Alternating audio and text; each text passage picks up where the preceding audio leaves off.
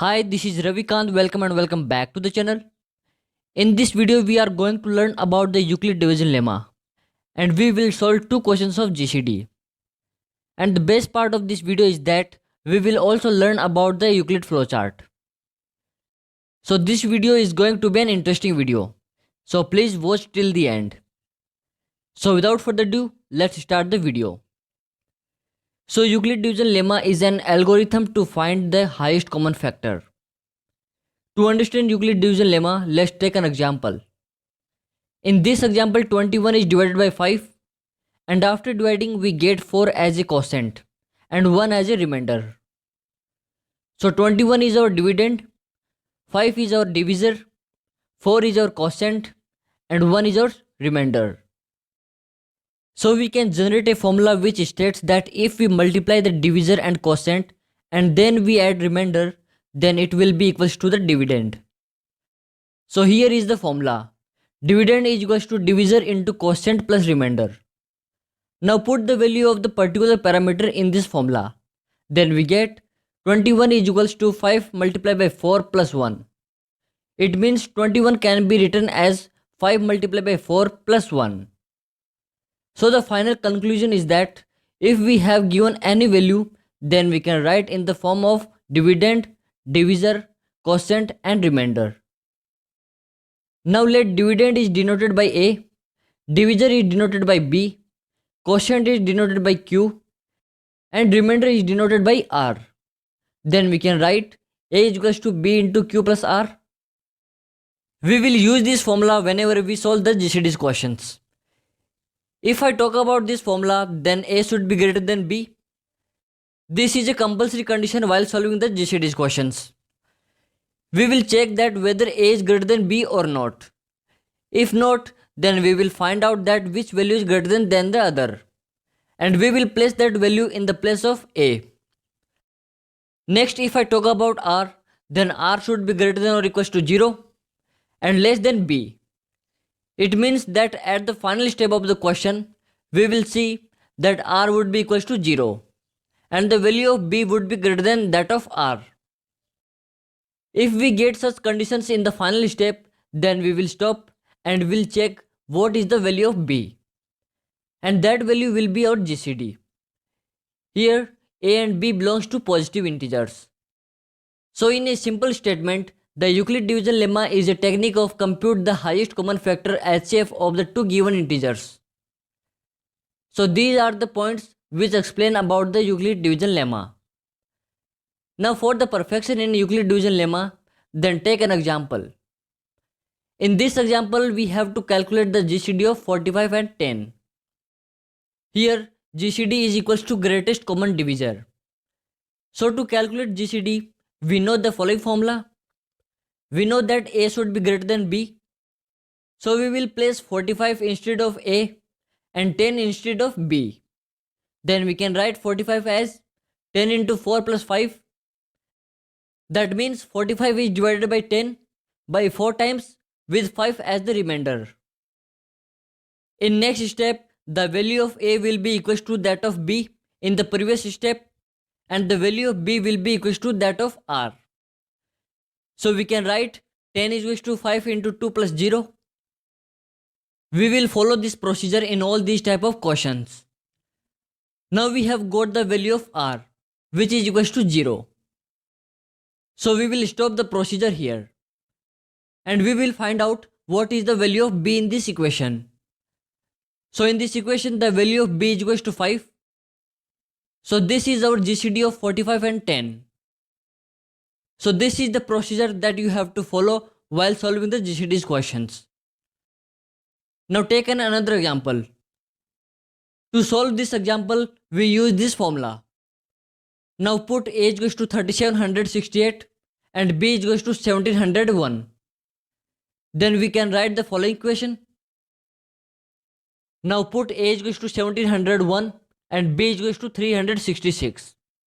Then we can write the following equation.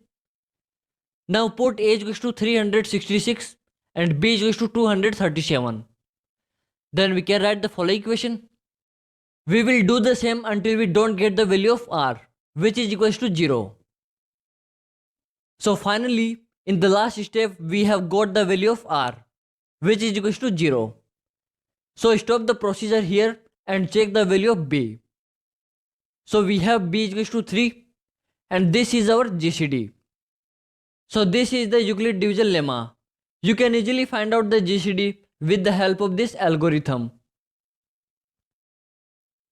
Now it's time for the Euclid flowchart. So this is the Euclid flowchart that starts from man at the top and ends at the bottom.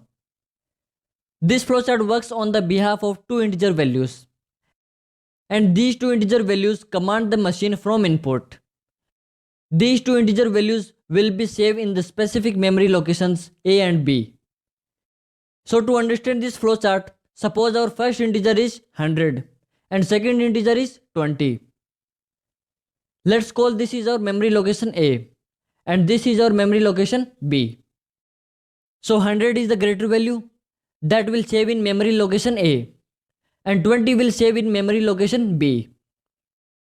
So we just gave input commands from input A and B. Now we have a statement B is equals to 0. From this statement, we have two conditions of true and false. So what is the mean of this statement? So it means that if we compare between two input values and the value of input B is 0, then we go through this path and we get easily the value of A from the output. And if the statement false, means the value of input B is not 0, then we go through this path. So take a look at the values 100 and 20. Here B is not 0, so the statement gets false and we go through this path. Now we have the statement A is greater than B. This statement also has two conditions of true and false. So if this statement is true, then we go through this path. And if this statement is false, then we go through this path. So if I compare between 100 and 20, then I get 100 is the greater value. That means the condition is true. So we go through this path. Now we have the statement A is equals to A minus B. This statement implies that if we subtract the contents of B from the contents of A, then the rest of the contents will save in the memory location A. So we have the value of A is equals to 100 and B is equals to 20. After subtracting, we get the value of A, which is equals to 80. So 80 will save in the memory location A and the value of B will remain same in the memory location B. So we go through this path to the statement B is equals to 0. Now this statement will compare the values of both the memory locations. So B is not 0, that means the statement is false. So we go through this path. Now we have the statement A is greater than B. So this statement is true because 80 is greater than 20. So we go through this path. So again subtract the value of B from the value of A. Then we have 80 minus 20 is equals to 60. That will save in the memory location A. And still the value in the memory location B will remain same. So we go through this path to the statement B is equals to 0. So the statement will compare the values till it does not get 0 in the memory location B. So in the next step, 40 will be in the memory location A and 20 will be in the memory location B. And in the final step, in the both memory locations A and B, the values become equal. Now these two values are input of the statement B is equals to 0. And it compares between the values 20 and 20. Still it is not 0, that means this statement is false. So we go through this path. Now we have the statement A is greater than B. So you can see that the values are equal. That means this statement is false. So we go through this path. Now we have the statement B is equals to B minus A. So subtract the value of A from the value of B. So we get B is equals to 0. So the value of B will save in memory location B and the value will remain same in memory location A. So we go through this path to reach at the statement B is equals to 0. So this is the condition where the statement B is equals to 0 becomes true.